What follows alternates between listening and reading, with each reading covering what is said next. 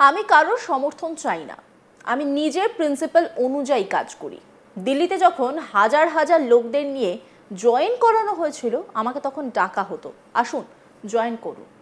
আমি কখনো কারোর বাড়ির সামনে হাত জোর করে দাঁড়াইনি, দিল্লিতে গিয়ে কারোর অ্যাপয়েন্টমেন্ট চাইনি, কিন্তু পার্টি দাঁড় করিয়েছে।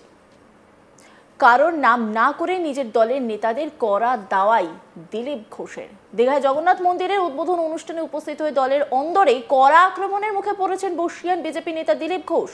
বুধবার দীঘায় জগন্নাথ মন্দিরের উদ্বোধনে শ্রী রিঙ্কু মজুমদারকে নিয়ে উপস্থিত ছিলেন তিনি। রাজ্য বিরোধী দলের নেতাদের মধ্যে একমাত্র তিনিই ছিলেন সেখানে। তারপরে বিজেপির কয়েকজন নেতা তাকে কটাক্ষ করেন। তালিকায় রয়েছেন রাজ্যের বিরোধী দলনেতা শুভেন্দু অধিকারী, বিজেপির রাজ্য সভাপতি সুকান্ত মজুমদারও। সুকান্ত স্পষ্ট জানিয়ে দেন যে জগন্নাথ মন্দিরের উদ্বোধন, সেখানে দিলীপ ঘোষের যাওয়া দল অনুমোদন করছে না। দিলীপ ঘোষকে নিশানা করেছেন সৌমিত্র খা, অনুপম হাজরা সহ অনেকেই। তারপরেই শনিবার নিউ টাউনের ইকো পার্কে প্রাতঃভ্রমণে এসে সাংবাদিকদের মুখোমুখি হয়ে বিস্ফোরক মন্তব্য করেন দিলীপ ঘোষ। তিনি বলেন, আমি কারোর সমর্থন চাই না, আমি নিজের প্রিন্সিপাল অনুযায়ী কাজ করে। দিল্লিতে যখন হাজার হাজার লোকদের নিয়ে জয়েন করানো হয়েছিল, আমাকে তখন ডাকা হতো, আসুন জয়েন করুন, জয়েন করান। আমি বলেছিলাম আমি বাংলায় রাজনীতি করি, এখানে পাঠান, এখানেই জয়েন করান, এরাই রাজনীতি করব। আমি কোনোদিন যাইনি, আমি জানি আমার কি কাজ। আমি কখনো কারোর বাড়ির সামনে হাত জোর করে দাঁড়াইনি, দিল্লিতে গিয়ে কারোর অ্যাপয়েন্টমেন্ট চাইনি, কিন্তু পার্টি দাঁড় করিয়েছি। আজকে অনেকেই অনেক রকম কথা বলছে, তাই দিলীপ ঘোষের প্রিন্সিপাল পরিষ্কার। কি বলছেন দিলীপ ঘোষ শোনাবো আপনাদের। সবার বলার অধিকার আছে, এ পক্ষে বলে আমি কারো সমর্থন চাই না, আমি নিজের প্রিন্সিপাল অনুযায়ী কাজ করি। আপনারা জানেন, আগেও আপনারা তর্ক করতেন, বিরোধীরা আমার বিরোধিতা করতো, বুদ্ধিজীবীরা বলতো, ওখানে এখন বলে না। আমি দিল্লিতে যখন হাজার হাজার লোককে নিয়ে জয়েন করানো হয়েছিল না, এই হেলিকপ্টারে কি বিমানে, আমাকে ডাকা হতো, আসুন জয়েন করান। আমি বলেছিলাম আমি বাংলায় রাজনীতি করি, এখানেই পাঠান, এখানে জয়েন করান, এরাই রাজনীতি করবো, তাহলে আমি ভরসা করি না। আমি কোনোদিন যাইনি। দিল্লির লোক বলতে পারে যা কথা শোনে না, কিন্তু ওটা আমার কাজ না, আমি জানি আমার কি কাজ আছে। আমি কারো বাড়ির সামনে কোনো হাত জোর করে দাঁড়াইনি, দিল্লি গিয়ে কোনোদিন কাউকে পরিক্রমা করিনি, কারো অ্যাপয়েন্টমেন্ট চাইনি, কিন্তু পার্টি দাঁড় করিয়েছি। তার জন্য যারা আজকে বড় বড় কথা বলছেন বিভিন্ন পার্টি থেকে এসেছেন, যেন কে কি বললো, দিলীপ ঘোষের প্রিন্সিপাল পরিষ্কার আছে। আমি বললাম যে আমি যে সৌজন্য দেখিয়েছি মমতা ব্যানার্জির আহ্বানে গিয়ে, উনি তো দেখাতে পারেননি সেটা। উনি যদি রাম মন্দিরে যেতেন, সৌজন্য দেখাতেন, আর যেটা মন্দির করতে হলো ওনাকে, আজকে রামনবমীর মিছিল করতে হচ্ছে টিএমসিতে, সেই তো করতে হলো। কেন জাননি উনি সৌজন্য দেখাননি, দিলীপ ঘোষ সৌজন্য দেখিয়ে।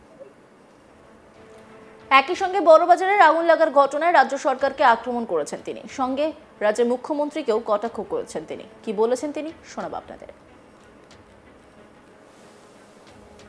আগের দিন রাতে দলীয় একটা কর্মসূচি কোন নেতার কি আছে এটা মিডিয়াকে দেন, তো সেখানে বিগত দুদিন ধরে আপনার কোনো কর্মসূচি দেখা যাচ্ছে না, মানে তাহলে কি কর্মসূচি নেই না উনি দিচ্ছেন না? না, অফিসিয়াল কোনো কর্মসূচি নাই আমার।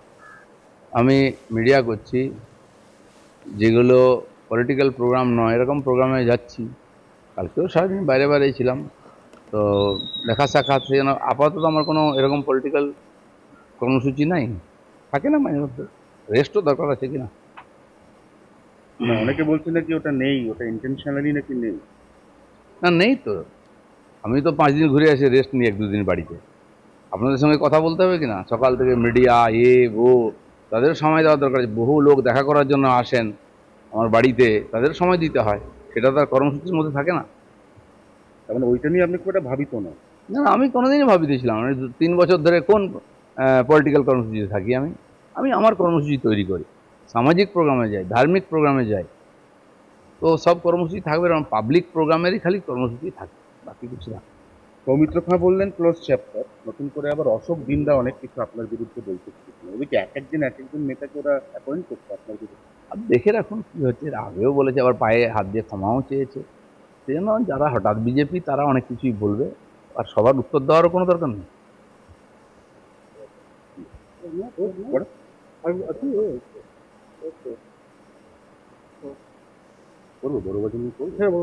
আচ্ছা, বড়বাজারে তো মুখ্যমন্ত্রী বলে গেছিলেন পরশুদিন ভিজিট করে যে সব কটাই এমন বিপজ্জনক অবস্থায় আছে যে ওই বউবাজারের মেট্রো বিপর্যয়ের পরে যেরকম হোটেলে শিফট করে ঘরও রিপেয়ার হয়েছিল বা রিকনস্ট্রাকশন, ওরকম করতে হবে, কিন্তু আমরা নিজেরাও কালকে বড়বাজারে গিয়ে রিয়েলিটি চেক করেছি, বড়বাজারের অবস্থা খুব খারাপ।